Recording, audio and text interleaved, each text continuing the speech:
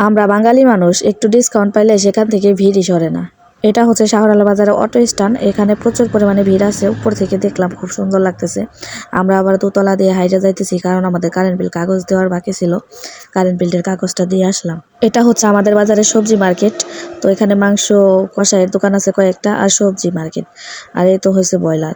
তো আজকে মেবি ব্রয়লারে একটু ডিসকাউন্ট চলতেছে, এর কারণে প্রচুর পরিমাণে ভিড়। দেখেন কি পরিমাণে ভিড়। যারা বিক্রি করতেছে তারা বিক্রি করে সারাই পারতেছে না, এত পরিমাণে ভিড়। মানে ভিড় কমতেছেই না। আমরাও গিয়েছিলাম মুরগি কেনার জন্য, কিন্তু গিয়ে দেখি ব্রয়লারের সাইজটা ছিল 1.5 কিলো। তো 1.5 কিলো তো ছোট মুরগি হয়ে যায়, আর ছোট মুরগি আমার খুব একটা ভালো লাগে না। আমি এই পাশের মুরগির দোকানে দাঁড়ায় আছি, ওই পাশেও মুরগির দোকানেও এরকমই ডিসকাউন্ট চলতেছে। আর এই যে দেখেন এখানে সবজি নিয়ে বসে রয়েছে। আর ওই যে ওইদিকে হয়েছে আমাদের শাহরাল বাজারে মাছের বাজার, মানে মাছ যেখানে বসে। তো এই তো, আর দেখেন কি পরিমাণে ভিড়। এই ভিড়ে তো একটু জায়গা পাইতেছে না দাঁড়ায় দাঁড়ায় যে একটু কেনাকাটা করব। তো আমরা পিছনেই পড়ে আছি, কেনাকাটা করতেই পারি না। আজকে বাজারে শুধু আমরা বাজার করতে যাই নাই, সাথে আমার মেয়েও গেছে। তো আমার মেয়েও খুব, সে তো রেডি হইলেই খুশিতে আত্মহারা হয়ে যায়, কোথাও ঘুরতে যাবে এটা ভাইবে। এইদিকে যে সবজি নিয়ে বসে রয়েছে, মনে হয় যেন মানুষ এখন সবজি খায় না। তো সবজির দোকানে মানুষই দেখা যায় না, সব মানুষ আইসে সেটা মনে হয় যেন মুরগির দোকানে এসে ভিড় করছে। যাই হোক, পরে ভিড়ের ভিতরে ধাক্কি করে মানে এক পর্যায়ে একটা মুরগি কিনতে পারছি। তো খাসি মুরগি, এটাকে এখন বানায় আনবো, কারণ বাড়িতে বানাইলে তো আর এরকম সুন্দর হয় না। তো এখানেও প্রচুর পরিমাণে ভিড়, অন্যান্য লোকেরাও বানাইতে দিছে।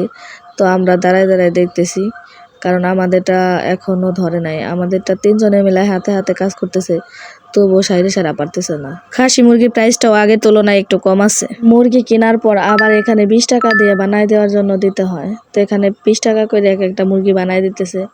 তো অনেকক্ষণ বলে দাঁড়ায় থেকে বিরক্ত হয়ে গেছি। পরে বললাম আমাদেরটা তাড়াতাড়ি করে দেন। তো ওই পাশেও যে ছোট ছোট মুরগিগুলো বিক্রি করতেছে ব্রয়লার, সেইগুলোকে সে চুইলা দিতেছে, মানে চামড়া ফেলাইয়া দিতেছে। ভিতরে নাড়ি ভুড়ি যা আছে সব বের করে দিতেছে, পানিতে ধুয়ে পরিষ্কার করে দিতেছে।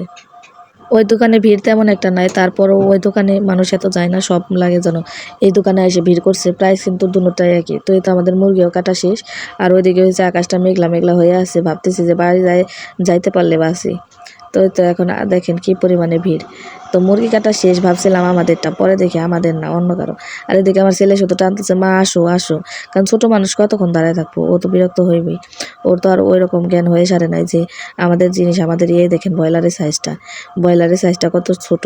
তো এই তো আমাদের খাসি মুরগি নেওয়া শেষ। এখন ভাবছিলাম ব্রয়লার নিব না, পরে ভাবলাম যে আমার ছেলে তো রোস্ট ভালো বলে, আর এটা ছোট সাইজের আছে, এই ছোট সাইজ দিয়ে রোস্ট ভালো হইব। তো এর কারণে আবার 3টা মুরগি নিয়ে আসছি রোস্ট বানানোর জন্য। আর এই তো হয়েছে খাসি মুরগির মাংস, অল্প একটু মাংস হয়েছে। যাই হোক, তারপরে এই মাংসই মজা লাগে ব্রয়লারের মুরগির মাংসর থেকে। অল্প একটু হবে না কেন, আমরা যে মুরগি কিনছি, মুরগির তো খাল পাক ঠ্যাং এগুলোই হয়ে যায় অনেকখানি, এর কারণে মাংসের পরিমাণটা কমে থাকে। তো ধন্যবাদ সবাইকে, ভালো থাকবেন।